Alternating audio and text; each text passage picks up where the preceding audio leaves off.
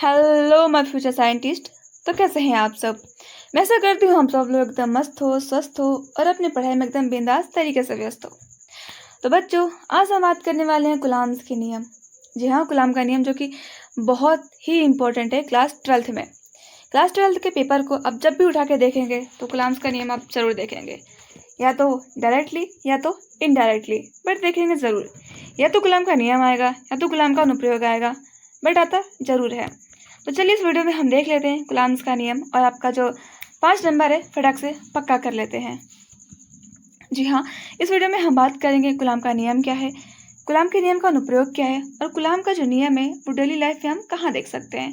ठीक है, इस 3 बातों को और कुछ क्वेश्चन भी देखेंगे इस वीडियो में। ओके, तो वीडियो को लास्ट तक एकदम अच्छे से देखें, इत्मीनान से, बढ़िया से। ओके, अगर आप चैनल पर नए आए हैं तो प्लीज़ चैनल को सब्सक्राइब करना बिल्कुल मत भूलिएगा, ज़रूर कर दीजिएगा, ताकि आपके पास हर एक इम्पोर्टेंट से इम्पोर्टेंट वीडियो का नोटिफिकेशन सबसे पहले जाए।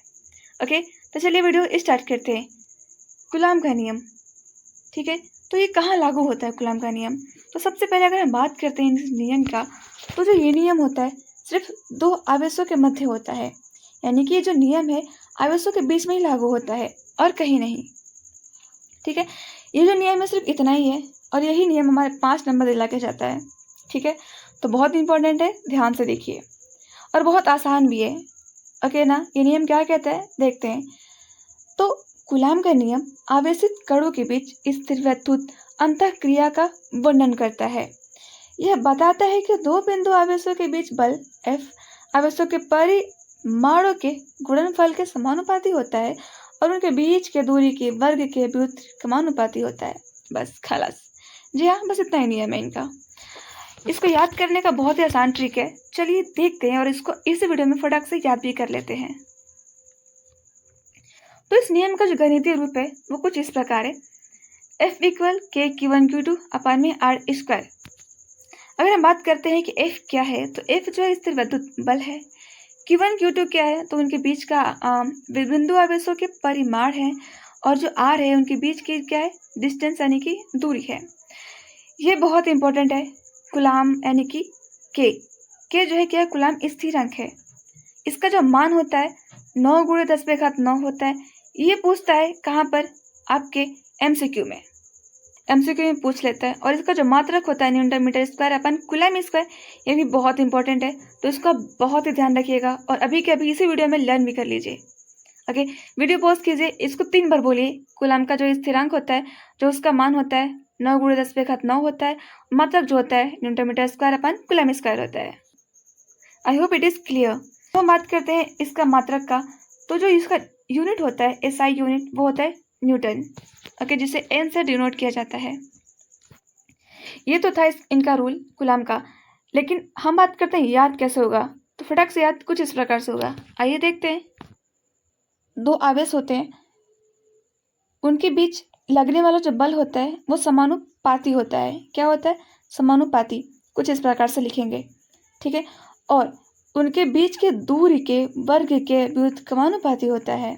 जी हाँ, व्युत्क्रमानुपाती का मतलब क्या होता है कि इसको हम बटे में लिख देते हैं। कैसे लिखते हैं, जब इसको हम बटे में लिखते हैं तो ये व्युत्क्रमानुपाती का सिंबल होता है, और जब सामने सामने लिखते हैं तो ये समानुपाती का सिंबल होता है। ठीक है, तो 2 आवेशों के मध्य जो लगने वाला बल होता है वो समानुपाती होता है, और जो उनके बीच का दूरी होता है उसका व्युत्क्रमानुपाती होता है। ठीक है ना, तो कुछ इस प्रकार से। और जब हम दोनों को मर्ज करते हैं, यानी कि जब मिला देते हैं, तो एक फॉर्मूला बन के आता है कुछ इस प्रकार से कि F समानुपाती होता है Q1 Q2 अपान में R का स्क्वायर। ठीक है, और जब ये समानुपाती हटता है ना, तो एक नियतांक आता है जिसे बोलते हैं K।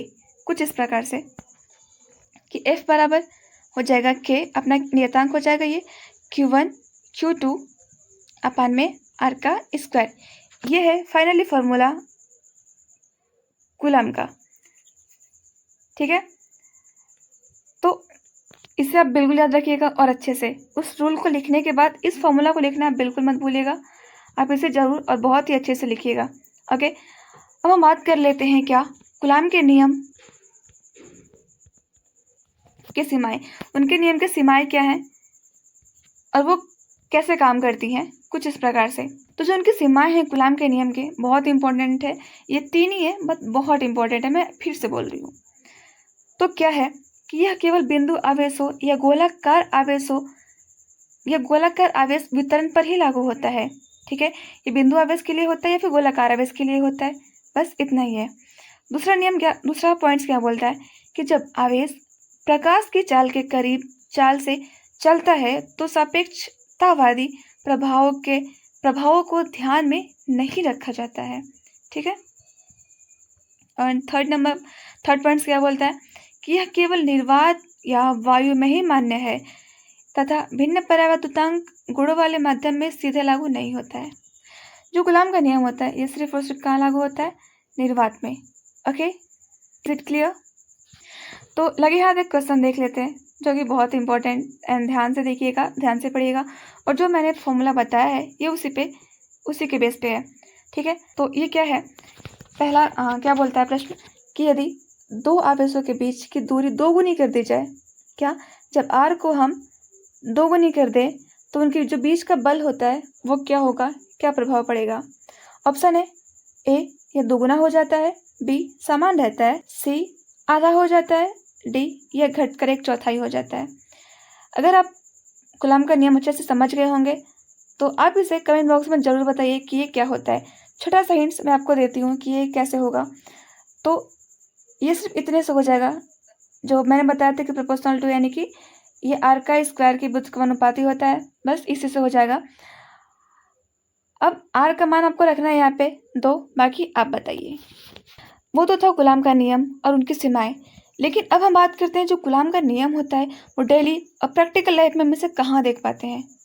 ठीक है ना, ये बहुत ही अच्छा एक्सपेरिमेंट है। अगर आप कर लिए होंगे तो बहुत अच्छी बात है, लेकिन अगर नहीं किया होंगे तो आप आज ज़रूर कीजिएगा इसे। तो चलिए देखते हैं क्या है ये नियम। आपकी कंघी और बालों का है, जो कि आप हमेशा हर वक्त करते हैं। तो क्या है ये नियम कि सूखे बालों से प्लास्टिक की कंघी को रगड़ने से कंघी में इलेक्ट्रॉन स्थानांतरित हो जाते हैं, जिससे क्या होता है कि यह ऋणात्मक हो जाता है। जब आवेशित कंघी को कागज के छोटे टुकड़े के पास लाया जाता है तो विपरीत आवेश के बीच स्थिर विद्युत बल के कारण कागज के टुकड़े आकर्षित होते हैं। जी हाँ, यह एक जादू।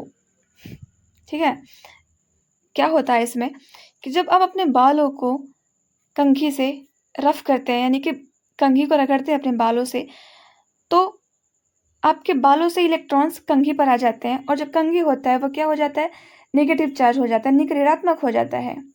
और जब आप इस नेगेटिव चार्ज को यानी कंघी को इस छोटे छोटे कागज के टुकड़े के पास ले जाते हैं तो कुछ इस प्रकार से जो कागज के टुकड़े हैं ना वो कंघी पर चिपकने लगते हैं, यानी कि जाने लगते हैं।